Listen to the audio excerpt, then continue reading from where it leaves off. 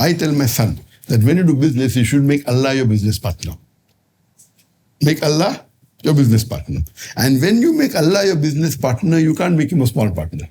Can make him, but preferably make him a bigger partner, correct? If I make Allah a partner in my business, it's allowed.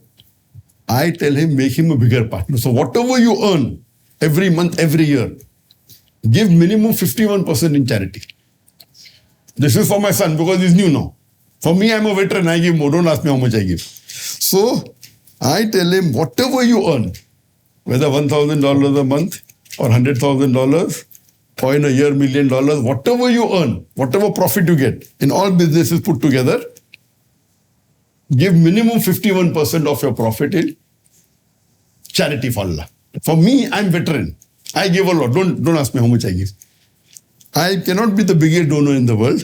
I want to be the biggest percentage donor. So the rule is that Allah looks at how much percentage you donate, not the amount you donate.